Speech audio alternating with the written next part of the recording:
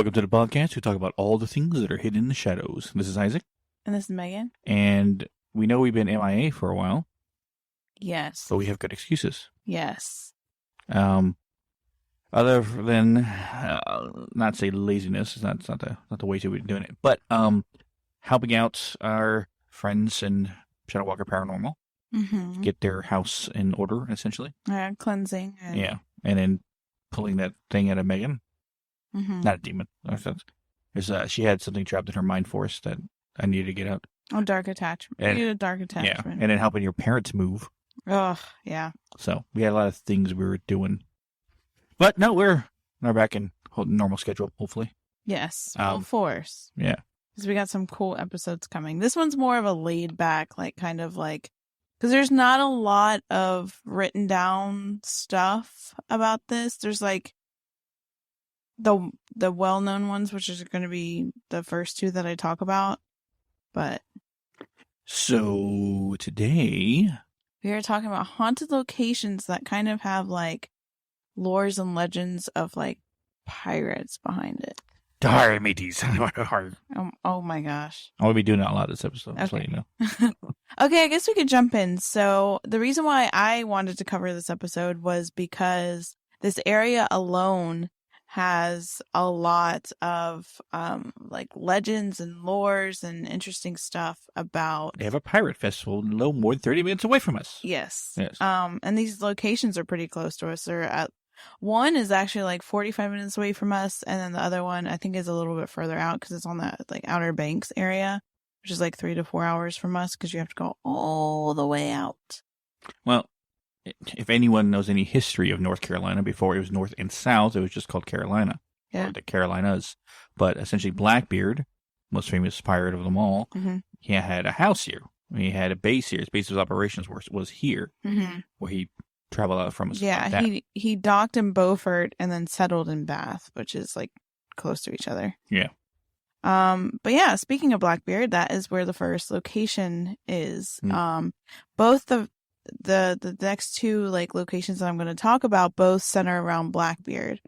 Okay. The first location is the Hammock house, which is in Beaufort. So this is where he docked, and a lot of other I hate saying that word, even though we know it's not that word, but I hate saying it. Seamen, right? You just say sailors. Sailors, yeah. We're just going to say sailors, okay? Because I don't like that word in general. And then I know there's somebody listening who's she said seamen, you know? Yes. Okay. Yes. You're probably doing it in your head. Anyways. No, because I'm laughing at the fact you're getting grossed out by it. I don't know. Okay. Okay. But this was a place where, a lot of people that had either jobs out at sea or went out at sea for specific reasons would dock, in Beaufort. And if you go to Beaufort, it's super pretty. A lot of old homes. And yeah, you could definitely feel historic energy there. Historic.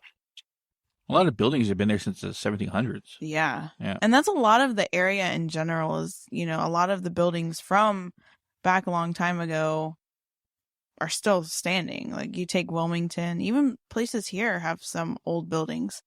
So, yeah. Jacksonville feels it has old history, but more 1800s and later on. Yeah. Well, I think a lot of the old history, the settlement type stuff, is on base in that area, closer to the rivers and stuff. So I think we're just kind of on the outskirts, where maybe stuff people were settling through, not specifically settling, but this area has a lot of history and a lot of brutal history, which would make sense why a lot of these places, known and unknown, are haunted and have spirits that are trapped. Because there's slavery, there's stuff brutal stuff with the Civil War, stuff with pushing out the native tribes that were here because there was a lot, and they all got pushed out and moved. There's settlement, kind of stuff, history behind it. There's World War II type history. I think historians that are listening, don't come after me, but I think they actually held some prisoners in the area from World War II. I'm not saying we're a lowbrow podcast, but I don't think really historians are listening to us. Well, who knows? Who knows? But yeah, so I think in Fort Macon, that's when, like, that area, they actually held World War II prisoners. Hmm. I remember reading it, but I'm like, was that just like a thing but anyways, so onto the Hammock house. So, there are multiple stories surrounding the strange activity of the Hammock house. One of them featured a story about a sailor named Madison Brothers. Yes, Madison Brothers. For the entire article at first, when I first read it, I thought they were saying Madison Brothers, like they were brothers, but that's his name. It reminds me of that Joaquin Phoenix movie where he played a character. His last name was Sister. Really? Yeah, him and his brother were the Sister Brothers. I think he just made it up for the pun of the film. Okay, so named Madison Brothers, and a crazy mishap that led to a killing in the Hammock house. Apparently, Mr. Brothers had a very bad rage problem. They even nicknamed him Mad Brothers, which again, I was like, is it a pair of brothers? And then Sorry, watch out for the Mad Brothers. Is it two people? No, it's one. Well, that's confusing. Okay, the story takes place with a young woman named Samantha Ashby at the heart of it, and how Brothers' jealous rage put him in a crazy duel. And it's a bad mishap. Like, this shouldn't have happened. This death really shouldn't have happened. The captain had to go out. I guess he was a captain, yeah. The captain had to go out on another voyage, so basically him and Samantha decided that when he would get back, they would marry. While Samantha was able to come back to Beaufort well before Madison Brothers could get back, apparently he kept running into multiple delays, like crazy delays, for his return. It was then that Samantha decided to meet up with her brother, who had returned from the British Navy. She met up with her brother and attended a large party at the Hammock house. Funny enough, that is when her soon-to-be husband, Madison Brothers, arrived around the same time. Funny and ironic how that happened.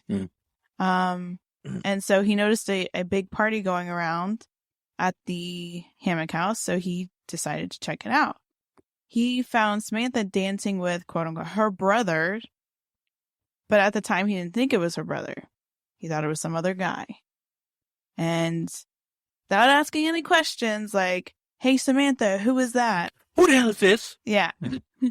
He decided to confront them and drew his sword because he was so enraged. Apparently, they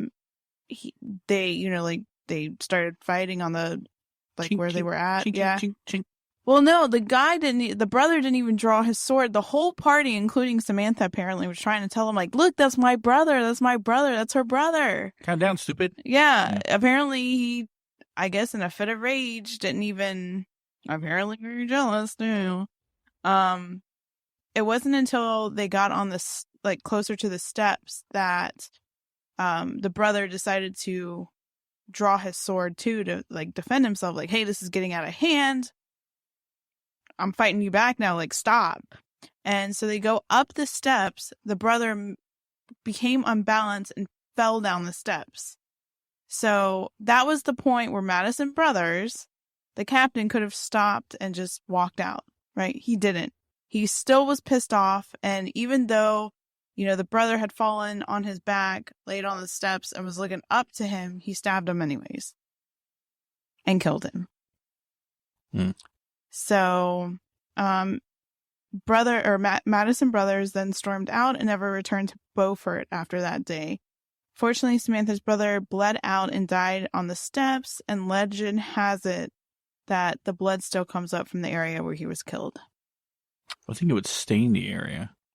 Yeah. Well, that's like, I know somebody died in their house and was murdered. And even though, like, the cleanup crew came or whatever, she still sees, like, a red stain that kind of comes up, like, no matter what she does. And it's just like a hue of, I think that's so crazy. So, I mean, that's not far-fetched. I mean, I could see that happening. Okay, but moving on to where Blackbeard comes into play. So the legend surrounding Blackbeard was that he stayed at the inn while it was a resting area for people docking in and out of Beaufort. He had an 18-year-old common-law wife. She apparently didn't want anything to do with Blackbeard, but I guess when you are known as one of the most fearsome pirates, he was like, I like you, tough. You know what I mean? So he wasn't the nicest guy. It was basically a forced marriage. But then when he started realizing that she didn't want anything to do with him and she was not interested in him at all, he had a bit of a rage problem too, and he basically hung her on an oak tree in the backyard area. And the legend is that you could still hear her screams, which is, very unsettling. I heard, so because there's no actual, I guess, documented proof of everything that had happened, it's all word of mouth legends, retelling of stories. They do know Blackbeard, sailed in that area and stuff like that, but the actual stories behind it is unsure. I remember, I think I was so young, I don't really remember. I think I was actually in the Hammock house when it was a bed and breakfast, because over the years it operated as different things. Right now it's a private residence, nobody can. Why were you there? So I had an aunt come through, and they're real into the, not super into it, but they I don't know, the ghost tours and stuff like that, going on those types of things. And they came here, and the one lady at the Beaufort welcome center was like, oh yeah, you might want to go check out the Hammock house. There's this legend about Blackbeard and all that stuff. So we went, and we just walked through. We talked to the lady that had the inn. I'm pretty sure it was the Hammock house. It may have been something else, but I'm pretty sure. And there's obviously, when you look at it through Google Map and stuff, there's a oak tree you could see. So that there's that story, that part pans out.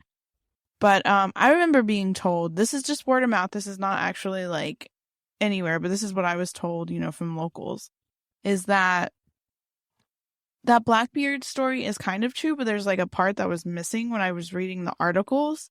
And the story was that, okay, so he did have this wife, or this common law wife, that, she didn't really want to be with Blackbeard, but was kind of forced into it. But she liked one of the shipmates on his ship. And basically she was having an affair, and Blackbeard found out, hung her outside on the oak tree, and then killed the shipman guy, his crew member. So I don't know. I feel like that one's a little bit more plausible. I could see that, for him just hanging her. I mean, I don't know, I guess. Yeah, they have a reason. Yeah. So, but that's the Hammock house. So of course, people say there's eerie feelings. It also, I believe, operated as something during the Civil War. Because a lot of the bigger plantation houses, because I mean, it's still there. I think it was there from I want to say 1757, but don't quote me on that. I'm not 100% on that date. But yeah, like I said, it operated as inns. It operated as different things, and plus, during the time that piracy was a big thing, there's probably multiple deaths that we don't even know of that aren't written down that occurred in that area. Like I said, when you go to that area downtown, I think that old cemetery that's down there too is haunted. They say is haunted. It's an eerie feeling. When we were there for the pirate festival, it's pretty cool. It's definitely a different feel. And you can definitely feel the energy coming from the older homes. So that's the Hammock. You think about violent history, and it makes sense why a lot of places were pirates, or essentially like that. Especially piracy at height in the early 1700s to mid 1700s. Yeah. When ships and stuff like that. And majority of the pirates, I don't know if you know your history, but they took out Spanish ships or British ships. They didn't give a crap. Yeah. Now, some pirates were paid by the British naval to take out Spanish ships at the time. In Spanish, some pirates were paid by the Spanish to take out British naval ships at the time. And the more famous you were, or at least more skilled pirate and stuff like that, the more, I guess, you got paid. Like Black Bart, he's another famous pirate at the time, the early 1700s. Other captains, I forgot her name, Mary something. She was a female captain of her ship and stuff like that. Go ahead. Yeah. Of course, Captain Kidd Mm-hmm. at the time, right? Mm-hmm. But who ruled the seas at the time with Blackbeard. And a lot of the knowledge I learned about pirates, funny enough, was from Assassin's Creed 4, Yeah. Black Flag, where you play as a pirate in the early 1700s. Mingling around with these famous pirate people. So. Yeah, and I think a lot of the times too, like you think Pirates of the Caribbean, so you think like a glamorized version of what they were, but there was a lot of death that surrounded them. So I mean, if you didn't die by getting shot or stabbed, you gotta deal with all the other diseases you could get while being out there. Yeah. Ew. Like scurvy. Yeah. Which I didn't know what the hell that was until someone explained it to me one time. Yeah. Which basically you don't eat enough fruit and you start like getting sick and getting like boils on your skin and stuff. Ew. Yeah. Moving on to the next location. So this is also going back. Sorry. Going back, I don't think I looked, and like I said recently with these haunted locations, I've been really trying to find if certain investigators have investigated, but I think because there's a couple like homes in the area that are reportedly haunted, but they don't allow like investigators to investigate it, and I think that's one of them. And again, it's a private residence, so if you're in the Beaufort area, you can walk by it and check it out, but you're not allowed to go in it, unfortunately. So yeah, okay. So moving on to. I always say this funny, so don't make Ocracoke Island. I don't even think I'm set. Ocracoke Island. No, I can't say it. Do you know which island? Do you know what I'm talking about, right? Ocracoke. How do you say it? Ocracoke? No, so you're saying it wrong too. I don't know. I never heard anyone say it, so. Okay, so it's basically the Outer Banks. I'll tell you how it's spelled, so if you guys need to look it up, you can. I know I'm butchering it. It's Ocracoke. I've never been able to pronounce that correctly, even when I was a kid, because it was a spot that, like, in North Carolina, like, social studies, I think it was, we actually learned, we had a whole thing on North Carolina history, and pirates were one of them, and Blackbeard was a thing. And they kind of, like, touched, which I thought was kind of cool, at the time, about, like, haunted locations that have pirate lore like this. So, okay. So another place that is focused with Blackbeard is obviously where he was killed, and that happens to be Ocracoke Island, North Carolina. Stop laughing at me. So it's on the Outer Banks area. So something kind of cool too that even the Smithsonian Channel actually covered Blackbeard's ghost in this location. Basically, there's a small channel where supposedly Blackbeard was killed, and this is called Teach's Hole. Which I think is kind of funny too. Okay, again. But Edward Teach, by the way, in case you didn't know that, is basically Blackbeard's real name. Well, it's funny enough, no one really knows 100%, but that is the best guess we have of his actual name. Edward Teach or Toch or Tot. It's somewhere silent, but Teach is probably the highest percent chance of what his actual last name was. Yeah, and he got a lot of he got Blackbeard because of his big black beard. Yeah, plus one weird thing, he had this weird device that he would stick in his beard and light the tips of it so smoke looked like it was coming out of his beard. Really? Yeah, and there was an intimidation factor he would use. Oh my god. It was like a metal thing that attached to like his head. Who thinks of that, even during that time? Like, I don't know. You're worried about disease, you're worried about all of this stuff, you're like, you know what, I'm going to stick this rod thing. It's metal. Because he wanted to create legends. Like that's why he was feared. Like people thought he was like a devil himself when he was on the seas. Yeah. And or he was a powerful demon. The fact that smoke would come out of his face and stuff like that. Well, yeah, that would make sense. Yeah. Dang. A lot of intimidation factors. He was smart on that level. So, okay, which this was interesting. I did not know this. I did not know Blackbeard was that young when he died. He was between 35 and 40. I thought he was like older. Like this was. Then again, the life expectancy during that time wasn't that. So basically, who killed Blackbeard? That's the next. It was John Maynard, who was sent down to Ocracoke Island by a Virginia governor named Alexander Spotwood. What's up with these names, man? Yeah, remember last names back then were created from your occupation, your origin of birth, or hell, even I guess made up at the time. Yeah. Yeah. Spotwood. Yeah. Blackbeard at the time had a crew with him and was docked in the area known as Teach's Hole. Maynard was able to surprise Blackbeard while a brutal battle occurred. Blackbeard had been shot more than 4 times and stabbed numerous times during the battle. Blackbeard's end, however, was very, very brutal. Basically, they decapitated him and then put his head on the ship that Maynard had. A lot of the locals and visitors alike believe that the ghostly activity around this area is that of Blackbeard's. And like any beheading death story, it's thought that the light that locals see around the cove is Blackbeard's ghost trying to find his head. While Maynard took his head, they dumped his body in the waters, and visitors and locals have said they have seen lights in the cove area. There has been a lot of different places that you could find, and it's normally one of the top spots when they talk about like haunted locations in North Carolina. This one is always brought up, and I think around that area now they have like a not a museum, not a shrine, that's not the word, like a thing dedicated to Blackbeard in that area. Technically a museum. Yeah, I guess, yeah, technically a museum, and it's called Teach's Hole. Quick, without looking at your phone. What was Blackbeard's ship called? Queen's Answer Revenge. All right. And they think it's somewhere. Well, because it was burned. Set ablaze and allowed to sink to the bottom of the ocean around the area where they found at least they think is the remnants. Yeah. Weird. Even so, the Smithsonian YouTube channel actually covered it. Stories about it. Forbes even has articles. Only in Your State has articles. So literally, if you want to know more about it, go check it out because it's interesting. I mean, okay, so when I was looking at places that I wanted to see if these paranormal investigators have like tried going out to teach, because it's like outside, it's not like an indoor situation, so you could pretty much go whenever, which makes it an easy investigation spot. There was a team called the Paranormal Side, I believe.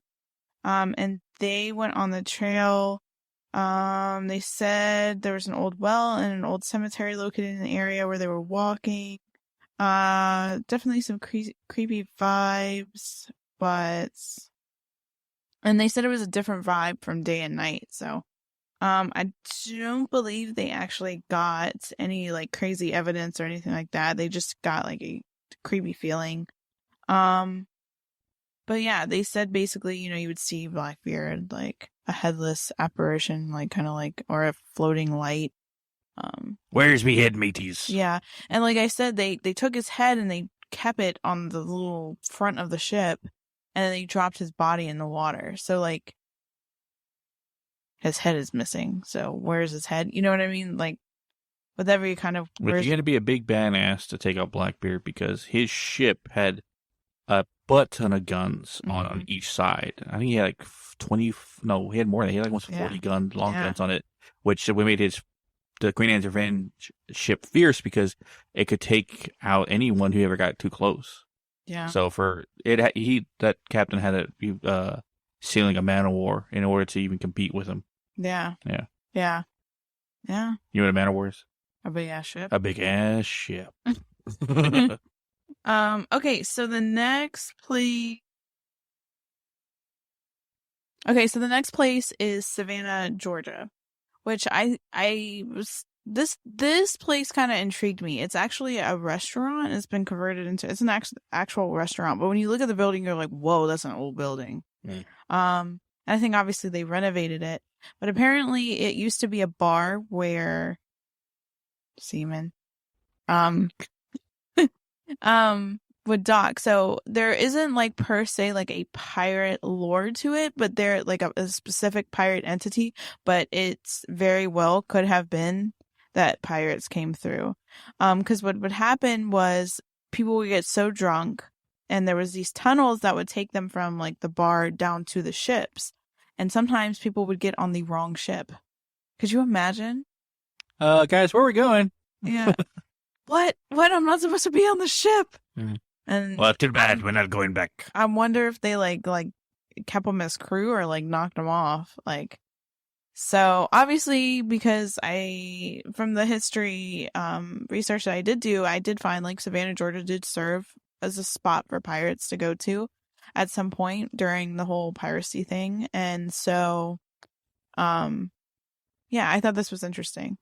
Okay. So the next location is located in Savannah, Georgia. Let's see. Okay, so the actual pirate house is in a part of Savannah's historic district that houses some of the oldest places. This location can be easily considered one of the oldest buildings in Savannah, let alone Georgia. So there's a bit of debate of when the building was actually built. Some say 1754, and then others say 1794. So it was kind of questionable the actual period that it was built, but yeah. This location back in the day was a place for all walks of life, but especially for sailors, bad characters, and basically anybody that is.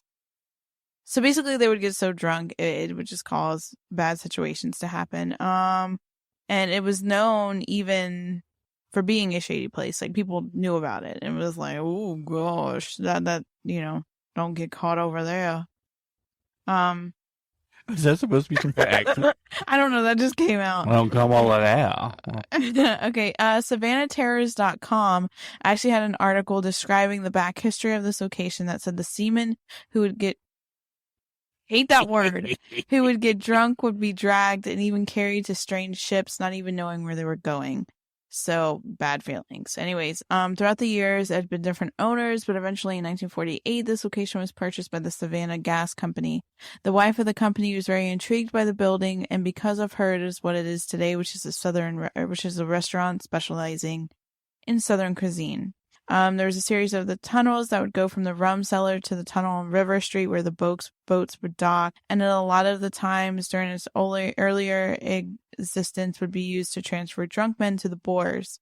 That's, I guess, ship talk. I don't know what boars are. I mean, I know what an animal boar is, but I don't know what the... Okay. Yeah. Take them to the boars. Anyways. So yeah. Dark thing. Sound like that back then? I don't know. Accents aren't my thing. So anything would happen from a typical bar fight to actual murder. So you got like bad stuff regardless. According to the Savannah Terrors article, there had been reports of everything from seeing shadow figures and apparitions throughout the building, always being watched, hearing boots on the floor, and some have even recalled seeing figures in the window. And this was told from staff's experience and visiting customers. So an interesting thing that I found is I found a documentary kind of situation going. I guess they do. I don't know if they actually do ghost tours, but this guy was acting like somebody in a ghost tour, and he was basically giving the channel, like a ghost tour of the building.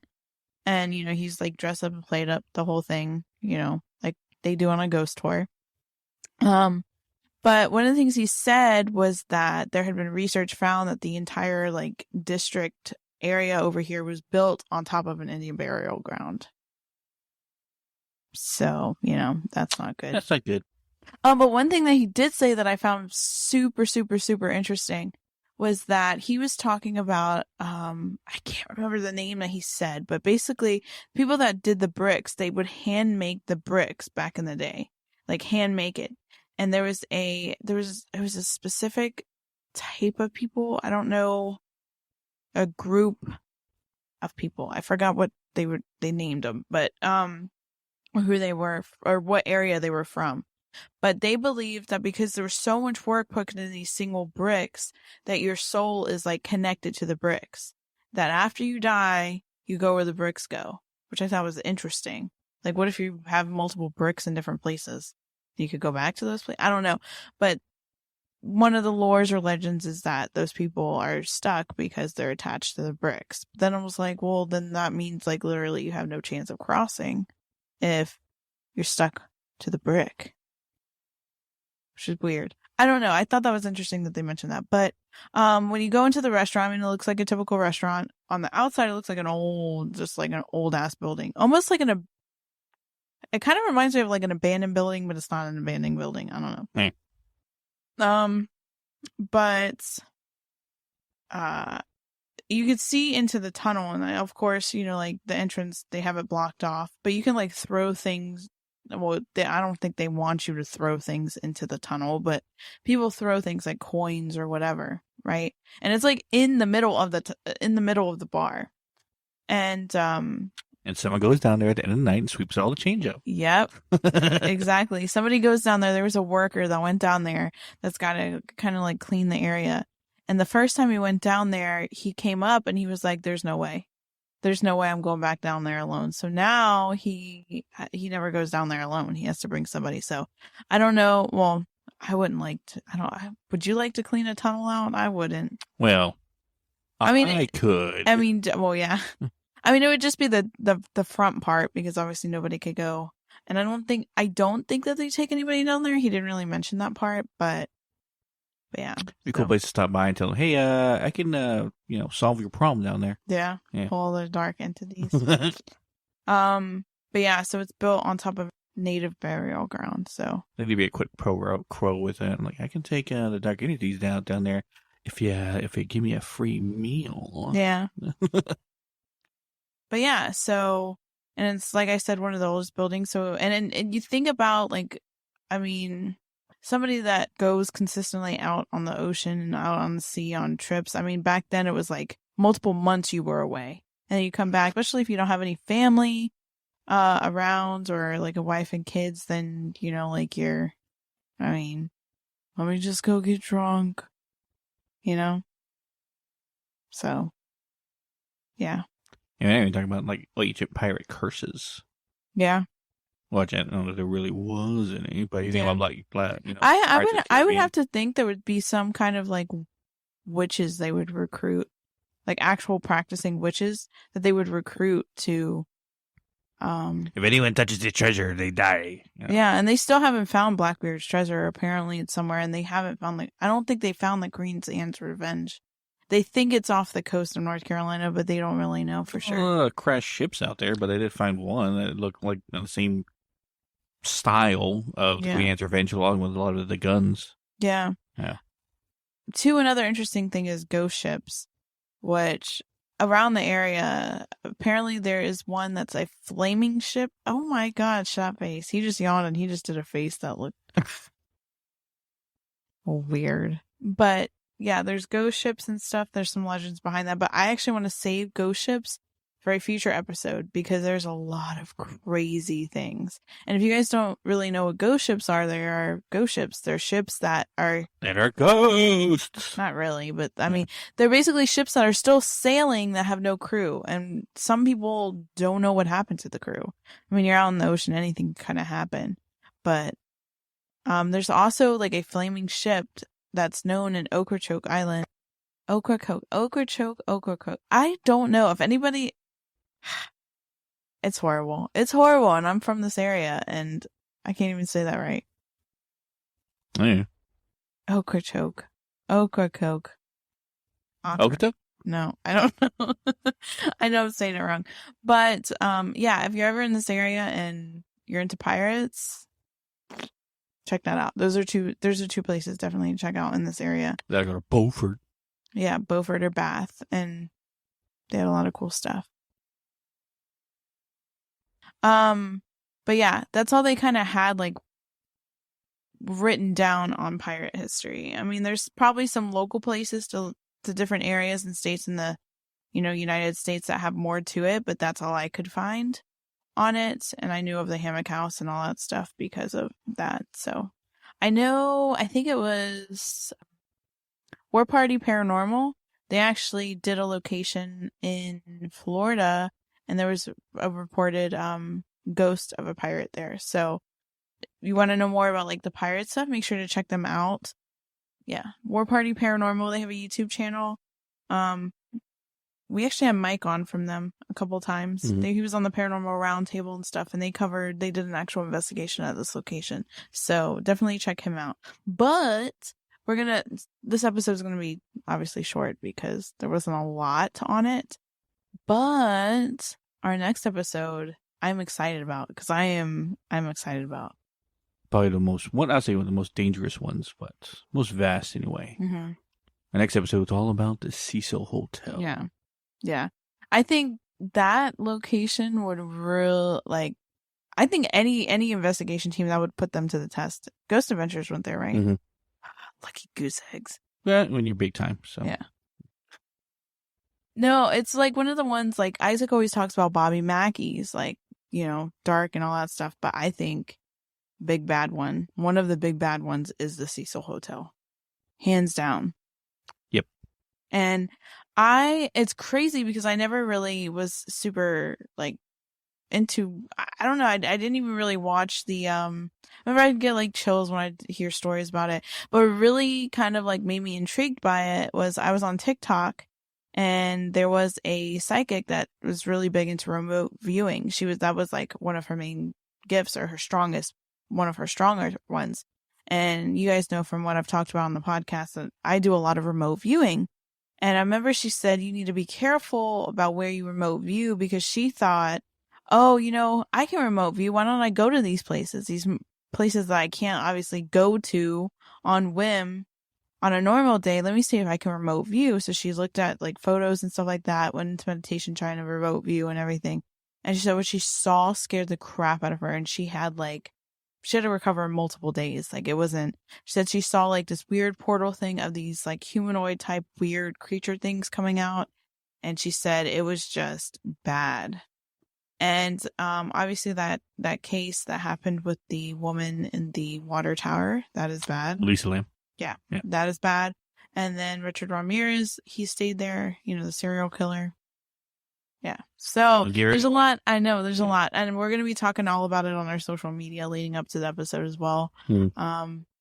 I kind of want to go different avenues with this thing. I'm also talking to fellow psychics and fellow investigators to see different viewpoints from their point of view, from what they just have researched and they have looked into, because I don't really think a lot of paranormal groups have gone into the Cecil Hotel. Not allowed were allowed. They're trying to downplay the paranormal aspect of it as much as they can. Yeah. Yeah.